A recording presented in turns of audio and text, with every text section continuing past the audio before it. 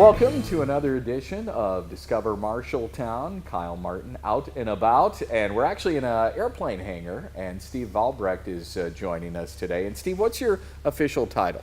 I'm the airport manager and then also owner of Midland Aircraft Sales and Service. Okay, where are we right now? Right now we're in one of the corporate hangars at the Marshalltown Municipal Airport. Okay, now I'm going to ask you probably some really elementary questions, Sure. so just kind of bear with me a little bit, but for folks who don't know where the airport is.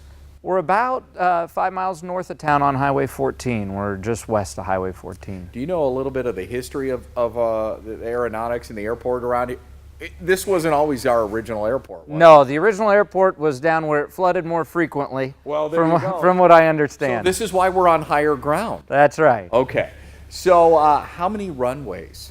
We have technically 2 pieces of concrete, which is 4 runways for airplanes. We can land either direction on each piece of concrete, but 2 pieces of concrete that we'd call runways. And that we call runway. Somebody's back patio might be considered a runway. How long are the runways? I know there's been talk in recent years, at least since I've been here, about extending the runway length. Yep. Yeah, we have 1 runway that's just a shade over 5,000 feet and 1 runway that's closer to 3,000 feet. And those can accommodate what size airplanes? I mean, obviously, corporate airplanes. Yeah, in good weather, quite large airplanes. In really good optimal weather. In poor weather, we're a little limited with the 5,000-foot runway and what we can land. They have different numbers when the runway is either wet or has snow on it. Okay. So your airline that you operate, how many airplanes? Our company, we run and we manage 6 airplanes that are charter or just corporate. This isn't a charter plane, but a company that owns a plane that has us fly them. Mm-hmm. But then we also help out a lot of flight departments in Des Moines, and we provide flight instruction, maintenance, and aircraft sales. So we end up dealing with hundreds of airplanes on a yearly basis. Yeah, I was shocked, Steve, when I heard the amount of air traffic that comes into our airport for corporate reasons, events and such. You know, with Emerson Fisher. They utilize our airport a lot, right? They do, and it'd surprise you the companies that we don't even know are looking at Marshalltown as a community to do business that utilize the airport as their way of visiting communities that they may potentially invest in on a particular day. So a surprising amount. Has our airport ever been considered for smaller commercial airlines? You know, it actually had airline service. Really? For a very short period of time in really small twin-engine piston airplanes, but with the interstate system the way it is, it would never make sense for Marshalltown to actually have an airline. Because I know airports like Fort Dodge and Mason City, they have, is it Air Choice One? Yep. Airlines, which my mother-in-law has flown from Jackson, Tennessee up here, which is extremely convenient. Yes. If I want to drive to Fort Dodge, I'd rather drive to Marshalltown, but you know, that is a commercial airline that it's smaller, a 7-seater, 8-seater, something like that. And that's why I ask, you know, because it seems like, I mean, we're in a great location right in the middle of the state. We are. We're in a good location. The downside is we're a short drive from Cedar Rapids and a short drive from Des Moines, and those are subsidized airlines, so they use an essential air service subsidy to support the Mason City and Fort Dodge operations. Right. How many airplane hangars out here? Here we have over 50 airplanes stored. We've got 36 private hangars, and then bulk storage like this where we keep 2 airplanes in here. Where we're standing, there's usually a jet, and we have some other bulk storage hangars. So we store just over 50 airplanes most of the year. Wow. Yeah. That's surprising. Mechanics, I often think of preventive maintenance is really good, especially for cars and airplanes, especially airplanes. Yep. So I'm guessing you have to have some mechanics out here. Yep, we have 3 mechanics out here that work full-time, and we bring more in during the spray season. We get a little bit of help. What? Oh, spray. I'm like, Yes, yeah. I think crop dusting. Crop dusting, that's right. I got They you. prefer aerial applicator. Is that? That's right. Well, there's always a scientific name for everything, That's right? right. About you personally, how long have you been here? I've been in Marshalltown since 2008, but the company that owns Marshalltown, we own Newton as well. Okay. So I started in Newton in the late 90s, and then I've been with the company ever since. In 2008, the opportunity for Marshalltown came up, and that's when we purchased the company, and I moved up to Marshalltown. Boy, that Newton Airport is really getting a lot of traffic because of the races, right? It does. On Yeah. race weekends, it's busy. Oh my goodness, they're kind of backed up. I mean, it's a conveyor belt of airplanes. It's out fun. there. It's fun to be part of. Yeah, absolutely. So, do you personally fly? Yes. Pilots like how many hours? I've got over 6,000 hours, but I do it professionally. That's a big part of my job. Okay, how come you don't have like the bomber jacket and the stripes? I don't know. Nobody's ever given me We one. gotta get Steve Valbrecht a really cool aviator jacket or something like that. Yeah, we could do that. So what inspired you to get into flying? Because there's all kinds of different. I've heard all kinds of stories. Well, I just actually talked to a gentleman the other day. He said, "Well, I just basically did it because I was tired of flying commercial." I wanted to hit buttons. I was 12 and I got in a plane and the guy got to hit a lot of buttons and I thought that looked cool. Yeah, So it was to hit the buttons for me. that's it. That was it. So and then my mother signed me up for the lessons to keep me away from other bad things in high school. Yeah, yeah. So which worked and that's what started the career. So to become a pilot, and I know like you probably get asked this a lot because you give like lessons Yep. out here. How many hours do you have to become proficient? To get your private license to fly in good weather, you need a minimum of 40 hours, but you're going to have roughly 50 or 60 when you get your license. Okay. So 6 to 8 months worth of work, and you can go fly on a good weather day and fly yourself around, not for business. Yeah. Instruments, to become proficient in instruments. Another 50 to 60 hours. Really? Yeah, another 6 to 8 months, and you can be proficient on instruments. Gosh. Okay. You personally, what is the most harrowing thing you've ever encountered while in the air? Birds, extreme fog. Is there been anything for you personally? Look at you. You're like you're cool and calm when you're up there. You know, the airplanes are built so well, and the system is so robust that we have in the U.S. and really, I've never had anything harrowing. Maybe a wild passenger or two every once in a while, but never anything with the airplane. So, how far do you fly passengers out from here? You personally. I mean, We go coast to coast in Canada. do you? Yep. So it's all of the lower 48, Canada regularly. Okay. Out here, this campus, campus of hangars. Are there airplanes in almost every single hangar? Because I've never been out here before. I've talked to you on the phone. Sure. I was actually a little surprised how big it is. We are absolutely full. Okay. At 100%. So it's a good place to be. Wow. Do you get, you've got the jet, that's not a jet, but do you get the propeller airplanes and the jets and the private jets and the Lear? I mean, you've got all makes and models. All makes and models, a little bit of everything. During aerial applicator season or spray season, I still love that. we get even more congestion here because we'll have 15 to 20 out-of-town airplanes come to the Marshalltown airport and take up residency for a short period of time. Okay. So then it's incredibly tight, but the rest of the time, just like this. Do you get pilots that they're on their way to somewhere and they radio ahead and they say, "Hey, I just need to refuel"? All the time. Yeah. Really? Yeah. Because you hear about Harrison Ford. I've heard stories. I lived in Ames for a number of years and was a radio personality there. And I was always hearing stories about Harrison Ford flying into Ames and eating at Hickory Park. He flew into Marshalltown. He did? He signed the guest book. Seriously? Yeah. Han Solo has been here. Yeah. Really? Yeah. Yeah, he came back. It was before, it was in the early 2000s, I think. But okay. he signed the guest book, came and flew in a helicopter. Okay. Yeah. Do you get helicopters out here very often? We do, and we're actually a helicopter repair station, our maintenance facility. Gosh, I'm learning all kinds of. You guys need to get out here.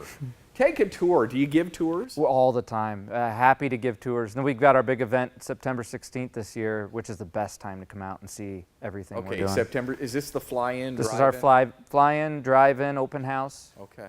Yep. I know you do breakfast. Is it a pancake breakfast that you guys used to do as well? Yep. Matt and Squanis cooks pancakes, so they'll have that available for people, and then we have a whole bunch on display. It is a cool thing to see. You know, you and I have done interviews over the years on the radio, and I've never met you before, but one of the things I think I always ask you about is give me a make and model of a really cool old airplane that comes in that people would not normally see. Oh, P-51 Mustang, the Warbird. We have one that comes in and he visits his friend in town. And he owns his own P-51 that he flies around. So that's neat to see. Yeah. When it comes in. So there's an old airplane. So do you get a lot of those old vintage World War II airplanes that come to these particular kind of fly-in, drive-in? We do. They do if the weather's good. Yeah. Yeah, if you don't have good weather, it's hard for those guys to get in. But if the weather's good, it's surprising what you have come in. So we had a World War II trainer last year that was in. The P-51 wasn't here for the event, but he comes in every once in a while. And they have to have pretty decent weather. I know you've mentioned that before. Why is that? Do they not have the instruments to fly in but you're giving me a deer in the headlights look. You know, it is like asking somebody with a 1960s Corvette to go out and drive after a snowstorm.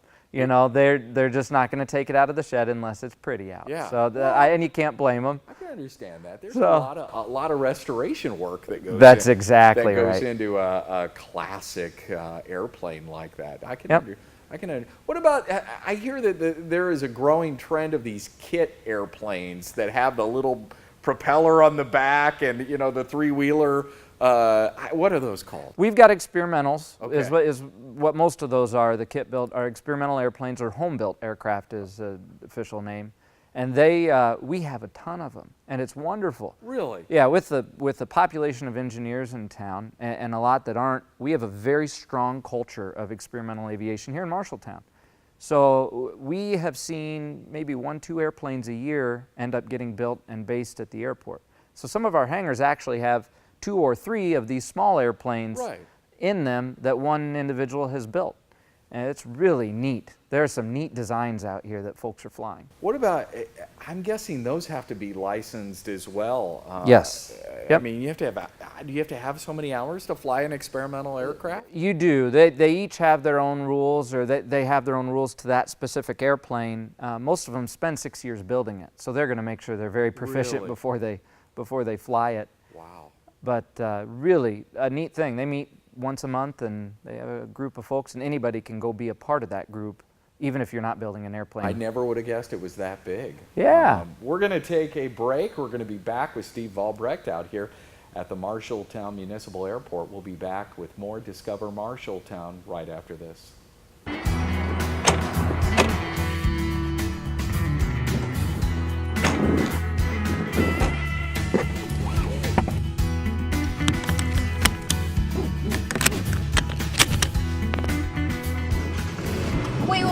Wait. Put your seatbelt on. Oh. Buckle up. Arrive alive.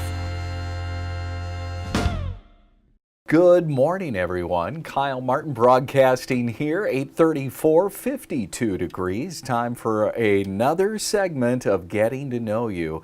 And we're going to visit today with Steve Valbrecht, and he runs our Marshalltown Municipal Airport. Good morning, Steve. Morning, Kyle. Good to have you in the studio, and I had the pleasure of meeting you not too terribly long ago.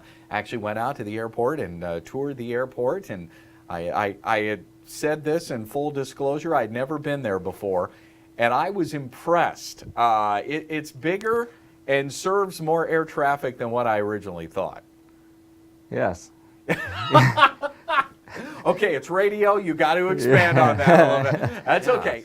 So you actually, not only do you manage the airport, but you are an active pilot. I mean, you fly folks around. Yeah, our company manages multiple corporate airplanes, and I actively fly and flight instruct occasionally as well. Okay.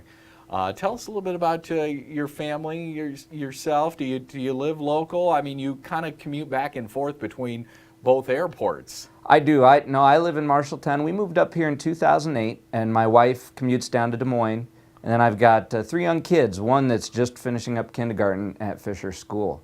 So emotional day coming up. Wow, yeah. As far as the actual flight services that are offered at our municipal airport, you want to talk about, I guess, people that charter airplanes and stuff like that.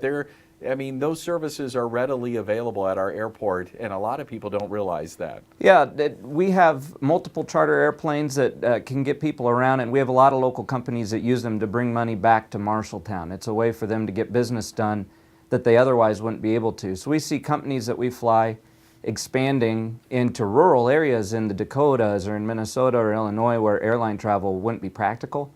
And we're able to see them grow as a company and keep those dollars locally because they can go out and use a charter airplane to get their business done. Awesome. Let's talk a little bit about the airport itself. The runways, a little bit shorter than the Newton Airport, so it cannot accommodate certain airport or airlines.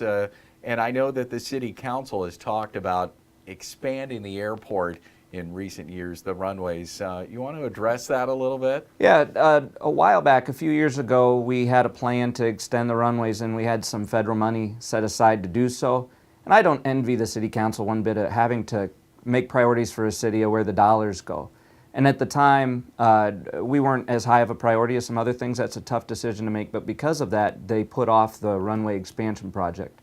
So at this point, it's in the indefinite future as far as when we expand the runway. We're doing some improvements here and there and putting in a hangar in a couple of years, which is much needed as well, but the runway expansion is in the indefinite future. Okay, on the campus itself, the airport, do you have the property to expand, or is that something that you would have to buy farmland? We'd have to buy some land in order to expand to our northwest. Okay. And unfortunately, we'd actually have to tear up some of our existing runway in order to expand because of safety areas, stuff that the folks at CGA understand better than myself.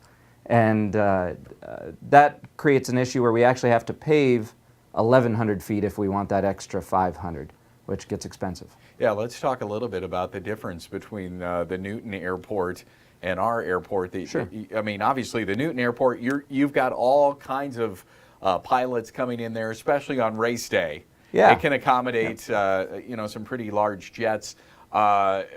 Is that the reason why maybe we don't see as large jets here at our airport, because the runway's a little bit shorter? Yeah, that a lot of large airplanes just don't plan on coming to Marshalltown, and on our best day, so if the weather is good, we can land almost any corporate jet. But if the weather is not good or if the runway is wet, they need that extra 500 feet. The marketing companies for these large jets aim for that 5,500 foot mark.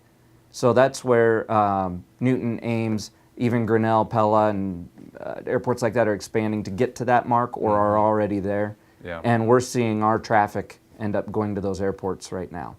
On a busy day at our airport, we're seeing a lot of folks from Fisher and some of the other big manufacturers flying in and out. It's a lot busier. I kind of alluded to that at the beginning. It's a lot busier than what we realize. It is. It's busy, and not only with those local companies that everybody's familiar with that know they travel by jet, but companies that are looking at doing business in the community, they typically travel by jet. And those are the ones that many people don't know they came to town and looked at property, and we may have been one of 4 or 5 communities they visited with their airplane that day. So that was our opportunity to compete, and a lot of people don't even know we had that opportunity. As far as the government is concerned, the U.S. government, or maybe at the state government level, do you get monies to help with improvements? We talked a little bit about improving the airport itself. I know a lot of smaller airports get money. We do. The federal fuel tax gets saved up in a separate fund, and they take the fuel tax, and that's just off of jet fuel and aviation fuels, and they give each airport 90% matching money. So if we want to go out, like this hangar that we're going to build, if the community can come up with 10%, they'll come with 90% out of aviation fuel taxes. So it's the system supporting itself, really, and help us develop. Now, the state also, they'll fund up to 85% of smaller projects if we want to use state money. We're visiting with Steve Valbrecht, who runs our municipal airport. If you're just tuning in to Getting to Know You, another episode here on KFJB. We talked a little bit about, and you and I talked about this off the air, the drones, and is that a hazard? Because everybody seems to have a drone now. Yeah, no. If done safely, it's just fine. There's an app called Before You Fly that the FAA came out with that will show you where airports are. And if you're within 5 miles, you're supposed to call us. And then we walk you through how to do it safely and avoid airplanes. But they don't concern me as long as everybody follows the rules. Yeah. This is something kind of cool that's become popular, are the model airplanes. We have a local chapter of model airplane flyers. These guys are really into it. Is that something that you like, or that they come out to your airport and fly around? They don't fly at our airport, but the other day I was with my son and we drove by the model airplane strip on a Sunday morning, and Bruce Grumstrup was out there, an individual I know through the airport, and he walked us past all these airplanes, and the things they do with these airplanes is phenomenal. My 6-year-old was just enamored with what, there's an individual out there with a helicopter doing things I couldn't even imagine model helicopter doing. But so it's really, really neat, and they're in a perfect location where they're at. They're well away from our traffic pattern, no conflict there, and a really neat hobby. Speaking of helicopters, do you get those that land at our municipal airport? Yeah, we just actually last year became a helicopter service center, so we've got them coming in and out of the shop, and lately we've had them looking at power lines with the power outages. And then we have helicopters they use for crop dusting as well that come in and out during. Oh yeah, they land on the back of a pickup truck and right at the field, so they're very efficient that way. And some farmers think they do a better job at letting the chemical out, and we're starting to get more and more of them. You know, I probably should ask this at the beginning. How long have you been out there at our airport? I've been at the Marshalltown airport since 2008, but I've been with the company since 1998. Okay. We had a little bit of a storm recently. Yes. A little bit. Little. Just a tiny bit. There was some damage sustained to an airplane hangar that you and I were actually standing in. Yep. Yeah. You want to talk about that a little bit? Yeah. The storm that came through Marshalltown ended up hitting the hangars, a group of hangars at just the wrong angle, we'll call it, with a lot of wind. So we have some airplanes damaged, some hangars that were damaged, and the hangar you and I were in the other day, the garage door actually blew in and impacted an airplane. So a fair amount of damage out there, and enough to bend a steel beam on a large structure out there, but we'll get through it. And you know, it's the second big windstorm in the last 5 years that we've had out there, so it's not our first go of replacing some hangar doors. Well, you know, airports are typically, you know, out in the middle of nowhere. There's not a lot of windbreak. That's for sure. That is for sure. Yep. Yeah. Well, I'm glad everybody is okay. You know, a little bit of storm damage. You guys always have some events. Yep. I think of the pancake fly-in, drive-in event that you guys have quite often, where some really neat old classic airplanes come out. What's the neatest, oldest airplane that has come out? Oh man, my favorite is probably a J3 Cub, Piper J3 Cub. It's a standard plane. They made a ton of them, but there's just something about that airplane I love personally. But we get old warbirds, old World War II trainers, and we have new stuff too. We have brand new corporate airplanes, crop dusters, you name it, at that event. Yeah, let's talk about some of the upcoming events that you have. You want to touch on some of those? Yeah, September 16th is our big open house. Folks should come out, and all sorts of stuff on display. There's a car show, motorcycle show you can enter into at the local car club, and we're going to have pancakes, all sorts of things to see, remote control airplanes. A lot of people fly in, so you never know what'll show up. We invite the entire aviation community from the Midwest to come and have some pancakes. Wow. So drive on out. You split time between the two airports, Newton and our airport. Do you split them equally, or I'm telling you, Steve is a tough guy to get a hold of because he is bouncing back and forth between Jasper County and our county. You know, I'm at Marshalltown 90% of the time. The Okay. only time I go to Newton is if I have to fly a plane that's out of Newton, or if we have a meeting or two down there. But for the most part, you'll find me either at Marshalltown or out on a trip with one of our clients. Okay. Clients, famous folks that have come in. Oprah Winfrey came by. Yeah, there's the legend of Harrison Ford. He came through in a helicopter. Yep, but Puff Daddy or P, I don't know what he was at the time that he came in, but we've had him in there. P. Diddy, maybe at the time. Yeah. I don't remember. But some entertainment for Meskwaki used to come through quite a bit. Yeah. Donald Trump went to Newton, and then he Drove to Marshalltown. drove because it was a storm or something? Well, no, his airplane, he has an airplane that could not land at Marshalltown because of the extra 500 feet. So he ended up landing in Newton and then driving up Highway 14 to visit. Okay. Yeah, I came to the Roundhouse. I remember that was Yep. quite an event. Your kids, do they like to go up with Dad? If they get to fly. They don't have any interest in just watching the ground go by. Their hands have to be on the controls. So if they okay. if they get to be the one flying, Yeah. if that's part of the ride, they're on board. But if they're just going to sit and ride and watch the ground go by, I think they'd rather be in the car. Yeah. What about your wife? Because my wife would never probably ever let me be a pilot. So there's no danger of there's no danger of that happening at the Martin household. I'm accident prone to begin with, but does your wife feel comfortable with your career choice? She doesn't like the process, but she likes the results. So when we get to go somewhere, we use it to travel as a family. She likes getting somewhere quickly that's far away, but she has absolutely no enjoyment in the process of flying. Honey, we're going to Cancun this weekend.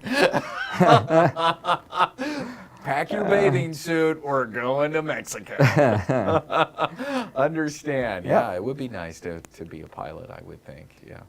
Yeah, it's good as long as you got to pretend like it's hard. I've made that mistake with her. She sat and watched, and I turned the autopilot on, and she looked at me and said, "Is this all you do?" Yeah. And I realized I should have been making it look significantly more difficult. You know the thing about pilots talking to each other or talking to the radio tower? It's a whole different language. Do you have special classes that you go to learn the jargon? It's part of your training, and it's really simple. It's really, really, really simple. It's part of your training. But usually that's one of the most nerve-wracking things for a student is talking to the air traffic controller until we introduce them and they realize it's a guy in sweatpants eating popcorn in a building, you know, and a face for radio. So yeah. Once they realize they're just trying to say. Yeah.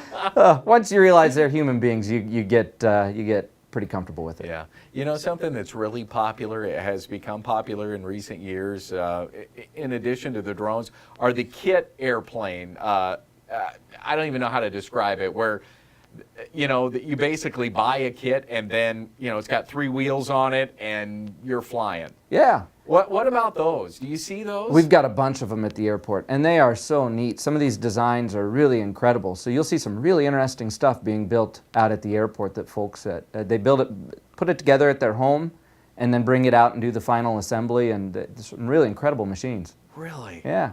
And how many hours do you have to get on those? I mean, you don't have to have a normal pilot's license to fly those, do you? You know, some of the ones are small enough you don't, but for the most part, everybody that's flying them has a normal pilot's license and a lot of experience flying and building as well. Some of them are on their 3rd, 4th airplane.